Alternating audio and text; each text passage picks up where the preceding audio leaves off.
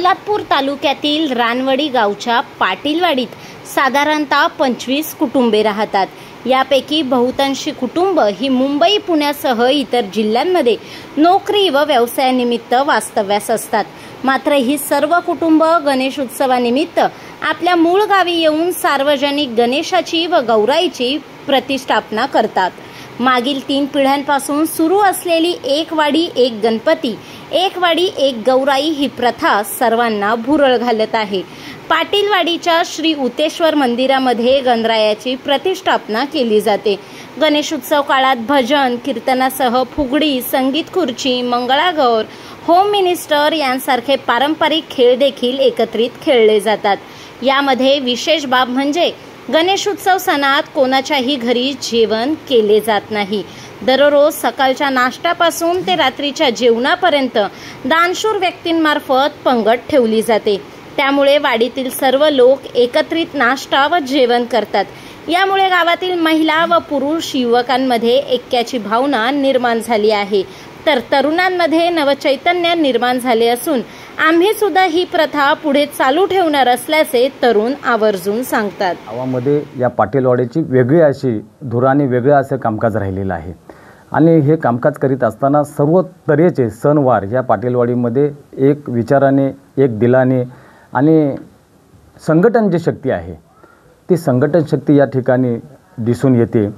मला वाटतं हे एक वाडी एक गणपती ही जी संकल्पना समोर आणली, ती संकल्पना आणण्याच्या मागे आमचे तत्कालीन अध्यक्ष सुरेश सयाजी उतेकर यांनी संकल्पना समोर आणली, परंतु आता जे विद्यमान जे अध्यक्ष आहेत ते आमचे भाऊ संदीप किसन उतेकर यांनी संकल्पना या सर्व बुजुर्गांच्या किंवा या सर्व तरुणांच्या हातामध्ये घेऊन ते समर्थपणाने या ठिकाणी राबवत आहेत। त्याच्यामध्ये राजू उतेकर आमच्या असतील, बाकीचे सर्वच मंडळी या ठिकाणी ही संकल्पना खूप खेळीमेळीमध्ये राबवत आहेत। या गणपतीच्या उत्सवामध्ये या वाडीमध्ये अनेक तऱ्हेचे मग कुठलेही म्हणजे महिलांचा कार्यक्रम असू देत किंवा काय सर्व कार्यक्रम या ठिकाणी राबवले जातात। विशेष ह्या गणपती उत्सवमध्ये ह्या वाडीमध्ये एक मोठं जे संघटन जे दिसून आलेलं आहे, जे प्रेम दिसून आलेलं आहे ते म्हणजे भोजन।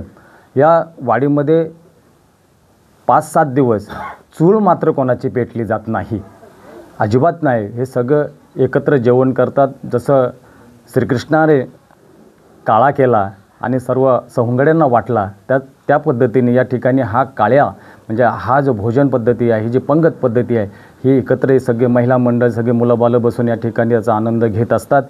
आणि ही संकल्पना पुढे घेत असताना शिमग्याचा उत्सव असू द्या, कुठलाही उत्सव, या उत्सवामध्ये हिरिरीने भाग घेऊन मी या ठिकाणी एवढंच त्यांना एकतर आमच्या पाटीलवाडीचा राजा आमच्या वाडलांनी सुरू केलेला आहे, तो आम्ही या नवीन पिढी आम्ही पुढे नेत आहोत, त्याचा आम्हाला सार्थ अभिमान आहे। किंवा आमच्या आई वडील किंवा कोण काका काकी असो ते आम्हाला खूप प्रतिसाद देत आहेत की अजून तुम्ही तरुणांनी एकत्र या। आताचे मुंबईचे पोरं रील्स बघतात, हे करतात, पण एकाला कोणालाही गावाला येऊन आपला गणेश उत्सव साजरा करायला कोणाला टाईम नाही। पण आमचे भाऊ बंधू आहेत ते तो वेळात वेळ काढून मग गावाला येत आहेत आणि थोडा वेळ काढून आपला गणेश उत्सव साजरा करतात। त्यासाठी आम्ही खूप म्हणजे असे हे नाही की खेळ खेळतो, कोणाला रील बनवायच्या रील, पण सगळे एकत्र येऊन सगळ्यांना गाव पण कोकण दाखवतो आम्ही। आणि आमची पाटीलवाडी ही आमच्या गावामध्ये एकतर उत्साही म्हणून पोरांना मानली जाते। त्यामध्ये आमची पाटीलवाडीतली पोरं ही कोणालाही न चुकवता खेळ खेळावा किंवा महिलांचा कार्यक्रम घ्यावा, सार्वजनिक कार्यक्रम करावा किंवा अजून कोणी थोर वडिलांचे काय संत काय सांगतील त्यांचे प्रवचन असू, सगळे कार्यक्रम आम्ही एकत्र घेऊन किंवा त्यांच्या मार्गदर्शनाखाली आम्ही ही नवीन पिढी पुढे चालत आहोत। त्यामुळे आम्हाला खूप असं बोलावं नाही काय, पण खूप सार्थ अभिमान आहे की आमच्या वाडवडिलांनी हा गणपती चालू केलेला आहे, तो आम्ही पुढे नेत आहोत। शारदा संतोष उतेकर, आम्ही ह्या पाटीलवाडीमध्ये लहानपणापासून माहेरवासनी सासरवासनी सगळ्या गोळ्या होतात आणि एकजुटीने सगळे कार्यक्रम पार पडतात।